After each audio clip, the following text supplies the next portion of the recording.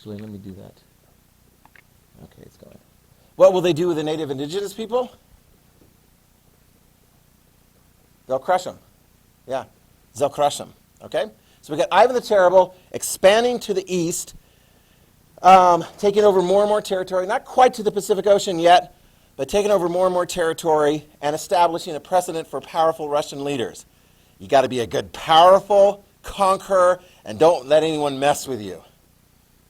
In fact, as you go through in Russian history, you'll see that's going to be a theme. We'll develop that more later. You've got to be a powerful ruler, because if you're a pushover, that's not going to be very helpful for Russia. So, I mean, you look to Russia today, what kind of leader do they have? They've got one that fits into the mix of their long, long history. A powerful, powerful leader who is not a pushover and is pretty ruthless with his enemies. What's the name of the Russian leader today? You guys know? I've got a picture of him right here next to Dobby. He's not like Dobby. He's not a house elf. His name is Putin, Vladimir Putin. Okay? All right, yeah, there we go. Did you know that? Yeah. All right, so another one that comes along down the line later on, this is going to be more during the tail end of the time period that we're looking at. Peter the Great. Peter the Great starts out as the Tsar as a very young man. In fact, he has to push his sister aside because he was supposed to be on the throne when he was, I don't know, like 10 or 11 or something. And his sister was like, you're not old enough to take care of it. But by the time he reaches about the age of 17, he's like, I'm going to be in charge. And when he comes in, he's very much in charge. And he will expand Russia to the west. Let me back it up here a little bit. He will expand Russia onto the Baltic Sea. The Baltic Sea. And he will establish on the Baltic Sea a new capital city.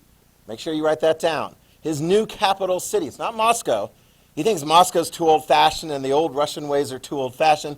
He's like, I want to be modern. I want to be like all those cool Western European countries that are building ships and are engaged in trade. He builds a new city called St. Petersburg, named after himself. And it's on the Baltic Sea, which is very important because the Baltic Sea doesn't freeze up in the winter. Previously, Russia only had access to oceans to like the Arctic Ocean, and that's not very good because it freezed up in the wintertime. But then if you look over here, you can see it's still there today. If you can get ships in and out of the Baltic Sea, St. Petersburg, then you can trade with all kinds of various different countries. So Peter is going to look and go, man, I want my country to be strong. It needs to be able to trade. And if you're going to be a trading nation, what else do you also need to be able to have? Ships on the ocean. They're never going to be quite, like we talked about the British and the French and the Portuguese and the Spanish and the Dutch, right?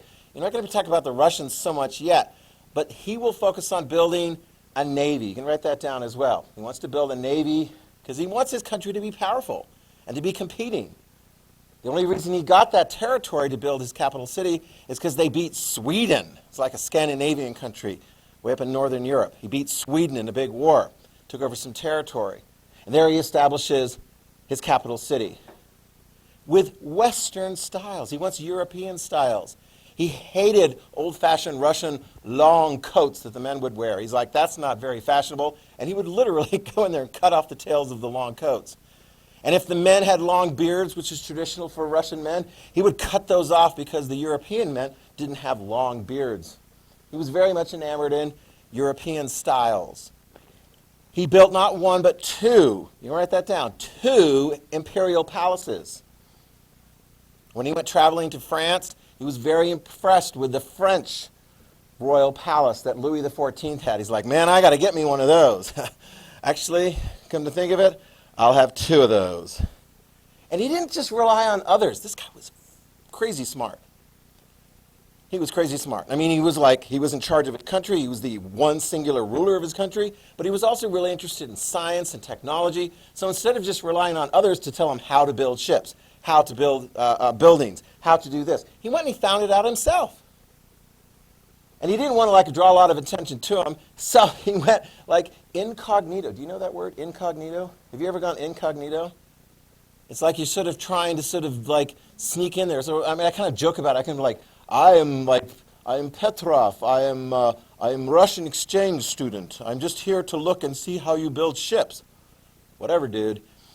But he went to places in Britain and the Netherlands and places in Europe, and he came back and he brought that technology back to Russia to have ships built, to have ports built, to have buildings built.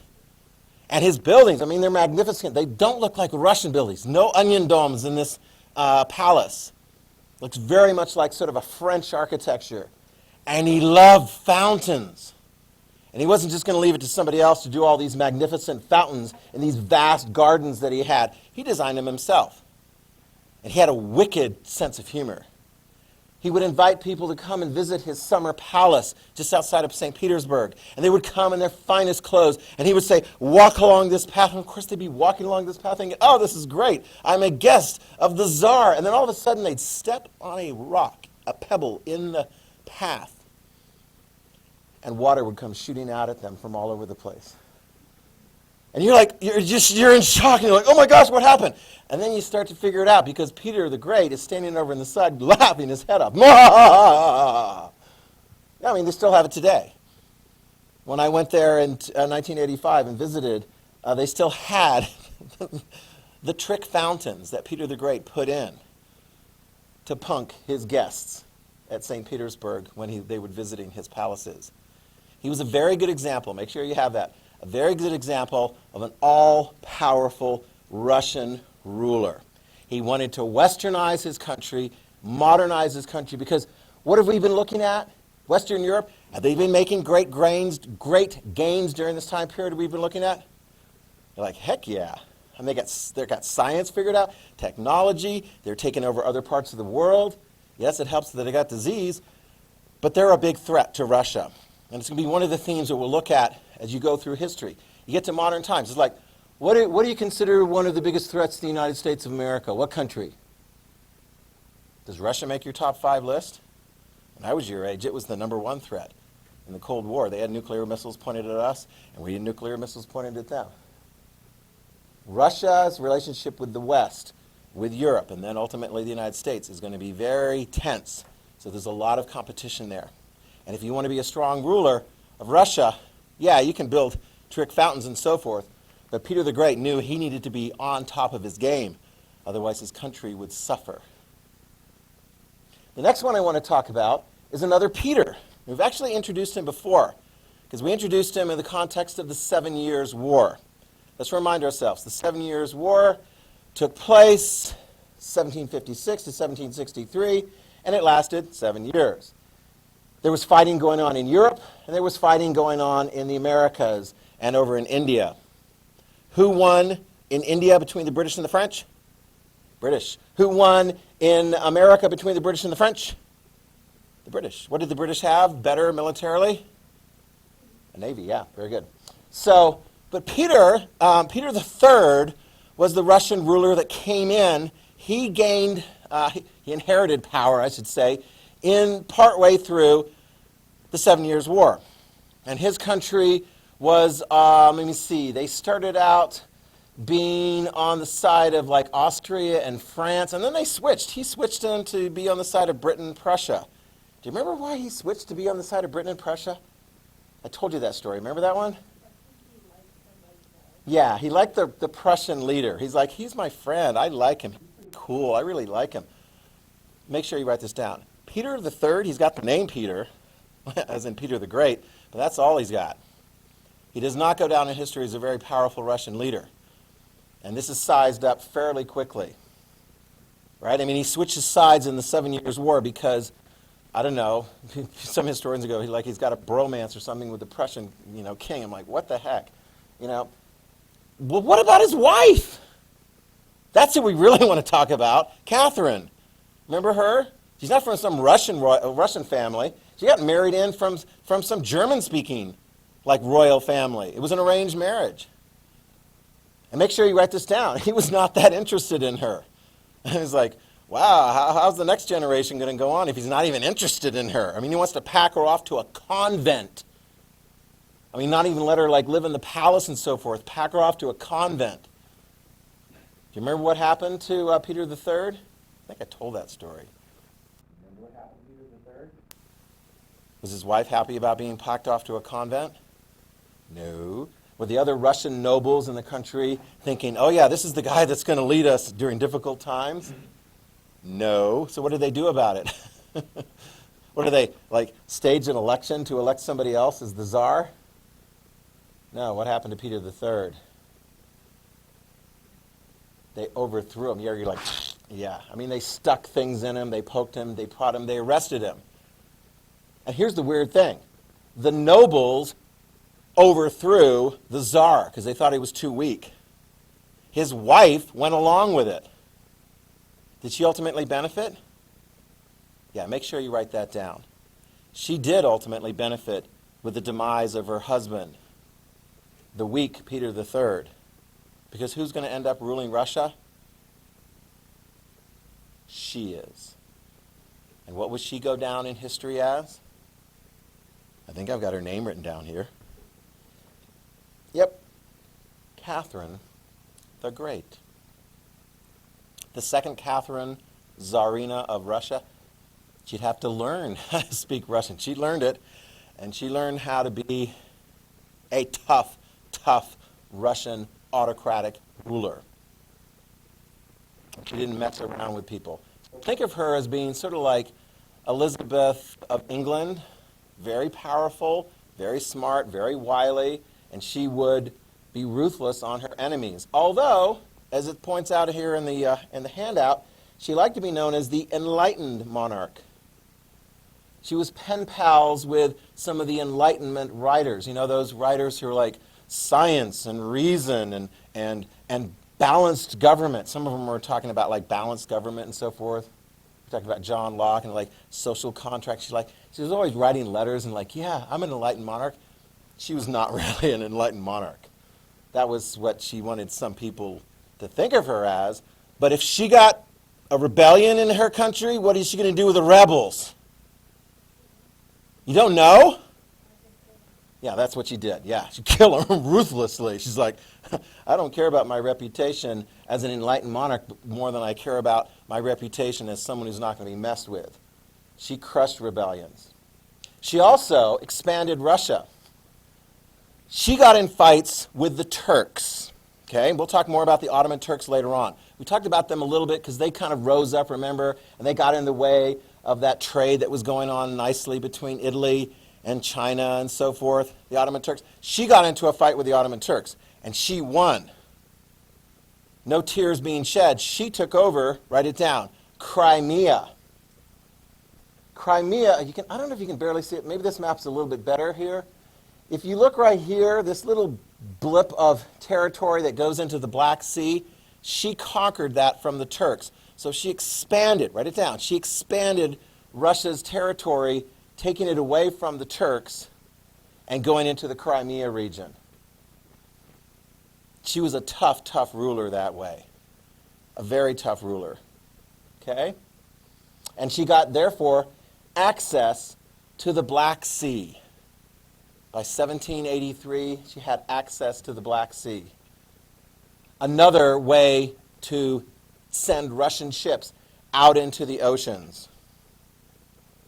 Okay? So, who have we got as Russian powerful rulers as examples for later Russians to look at? Yeah? Ivan the Terrible. Catherine the Great and Peter the Great. Okay? Too far. Peter the Great is tough. Her husband, Peter the Third, no. Yeah, he's no good. But Peter the Great is very, very powerful. Here's one thing I wanted to mention just to double back on Ivan the Terrible just for a moment. He wasn't actually, when he was so tough and ruthless and so forth, I don't know. I mean, you wouldn't want him necessarily to be your dad. His son, he had really a lot of problems with. He got angry at his son. He didn't think his son was meeting expectations. He got into violent fits. Actually, I think he ended up killing his son. So much for passing on the throne to the next generation that way. That was Ivan the Terrible. And Catherine the Great, did she pass on the throne to a child that she had with Peter III? No, they didn't have children. And who became like the next husband after her nitwit of a husband, Peter III, gets killed. What do you think? Is she going to take on a husband? You don't think so? Why not? What might a husband do? Try and take her over, yeah. I mean, she's sort of like, I came in as a foreigner, I came in as a woman, and now I have all power. I think I'll hold on to it. So kind of like what Elizabeth of England was thinking, I'm not going to share power necessarily with some man because perhaps the man is going to try and push me off to the side. And she's already experienced that once in her life. Okay? One thing I want to talk about here as well, to kind of wrap this up here, because I've actually been going on a really good fast pace here. Russia and Prussia and Austria. Sometimes, and we saw this a little bit, I don't know, did any of you guys, when we did our like imperial conquest thing, did any of you guys intentionally not put your armies in one of the colonies that somebody else had? Was there anyone that you're like, I'm not going to get into a fight with them? Did you guys, which country were you? France. Who did you get into fights with? Everybody? You're like, I'm going to take them all. How did that work out for you? You tied. Okay, so you tied. I don't think anyone, the other class, there was one I think got 5. I think it was Portugal, and the other class got 5. I mean, they really managed it well, and they got lucky. But sometimes, it's kind of like, here's the story of Russia, Prussia, and Austria. And Poland, write it down. Here's the sad story of Poland. Because once upon a time, there was an area in Europe, just as there is today. You can see it right here in brown. It's a country called Poland. And it's populated by people who are known as Poles. And what language do they speak? Polish. Very good. All right. Anybody guys have any Polish heritage? My wife on her side of the family has some Polish heritage. Well, here are the Poles. You can write this down about the Poles. They occupied, going into the 1700s, they had a lot of territory. And they had a lot of Poles living there. And they're like, hey, we're Polish. Make sure you write this down. They didn't want to have a strong king. Write it down. They did not want to have a strong king. They're like, man, if we have a big, strong king, they're going to be telling us what to do. And we'd much rather make decisions in our towns, in our villages, in our cities. We don't want some king bossing us around all the time. You got that? Because if you got some king bossing around all the time, what's that going to be? I mean, that could be a real problem. We'll see that later on when our 13 colonies become 13 states, and we beat the British in the American War of Independence. And then we're looking around and we're like, I don't know. Should we all join together in like one United States that's strong with a strong government? The early answer was no, that's not going to work out for us. But eventually we did. We ended up with a strong president. We hung together all the way until the present. Civil War being an exception. The South tried to break free, but we brought them back in. Well, Poland did not want to have a strong king. They wanted to make sure that that king wasn't going to be telling them what to do in all the different parts of Poland. So they would actually, as I recall, they would elect a king. They would have a new king elected each time. Well, make sure you write this down. Whatever king there was of Poland was very weak.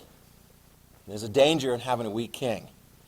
Because if there's threats from the outside countries, neighbors, you don't have a strong king with a strong army, they're going to beat you. And that's what happened. In fact, there weren't that many wars. Poland was surrounded on 3 sides by Russia, which was real powerful under Catherine the Great, Austria, which is a pretty powerful country as well, the Habsburgs and so forth. We talked about those guys. And then we've got Prussia right here, East Prussia, and over here, it's a new, big, increasingly growing German-speaking state. The Prussians and the Austrians and the Russians had something in common. They wanted to grow. But they didn't want to fight each other if they didn't have to. So here's what they did. They got together and they said, hey, let's take over Poland. Now, the Polish people tried to resist it, but on 3 different occasions. In the late 1700s, and they wrap it up by 1795. The Poles' territory is divided up. And you can see it on this map. You've got sort of the lighter colored areas, like the light brown area. That is taken by the Russians initially. And this light kind of purplish area, that's taken by Austria in the early phases, 1772. And this light yellow is taken by Prussia in 1772. They're like, well, that was easy. Poland wasn't able to really, stop us. So they did it again. The three of them bullied Poland. They're taking over the territory. Now, of course, the Polish people are still living there, but essentially their country is going smaller and smaller and smaller. And by 1795, is there a country still called Poland? It's gone. Where did it go? Yeah, it got carved up by the neighbors. There's still Polish people there, which is always fascinating because if you have Polish ancestry and you looked at your genealogical details and so forth, where were you born? A lot of those records show that those Polish ancestors were born in countries like Russia or Prussia or Austria. They got carved up. Will they ever get to be a country again? Yes, but not for another 100 years at the end of World War I. Okay? Very good. We have wrapped up everything we need to do. Wipe down your desks. Next time we study. Here's the deal. Go over your notes. Go over your notes, go over your notes, go over your notes. Be really, really fluent in those, especially the early stuff. All the details. It's a big test coming up for you. Okay? All right.